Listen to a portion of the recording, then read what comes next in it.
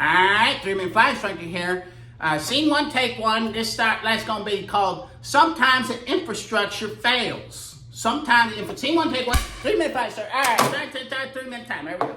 All right, so I was on this flight. Now I'm going to reference this thing because you saw some of the Oshkosh posts and everything like that. I got a little off kilter, off center of the focus. You know, again, where the focus of what I'm trying to do here is to share my experience. Even though I'm flight instructor, I'm still a kid and learning this stuff. 700 hours and nothing. I got nothing. So I just try to talk and tell stories. So on this one instance, you know, I'm flying back, just trying to get fuel on the way back, get up in the mountains there. I'm a Florida boy, so I ain't seen the mountains, never seen the mountains. I've heard about it and everything like that, but they're there. You know, let me tell you, the mountains are there, okay? And so it's very interesting how when I was trying to come and get the weather, I couldn't get the information for the local airport, you know, on the ATIS broadcast, because not ATIS, but the you know what I'm talking about, the automated weather, all right?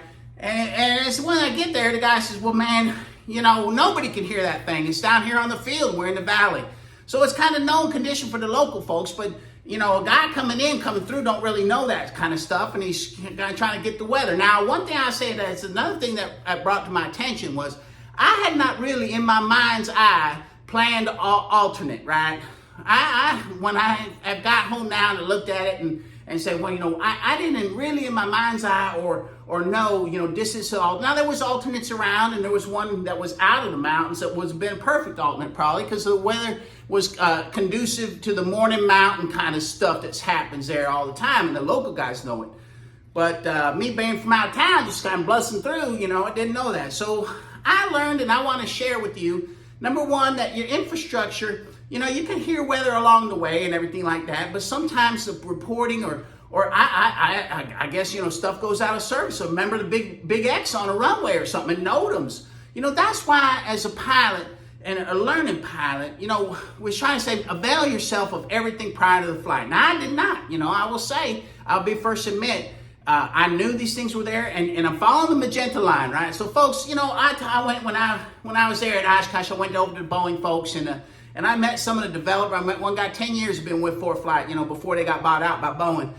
And let me tell you, these folks, you know, the Magenta Line is incredible. Now, some people say, you know, hey, the FAA's testing on dead reckoning and all that kind of on the written, and I guess that's good. It's good historical, right?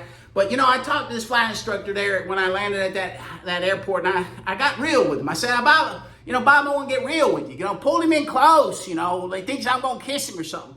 And I said, Bob, what do you do about navigating? He goes, I have 3 phones. All right, so he has an iPad and 2 phones. All right, so that's what Bob's done, redundancy, independent power supplies and these iPhones.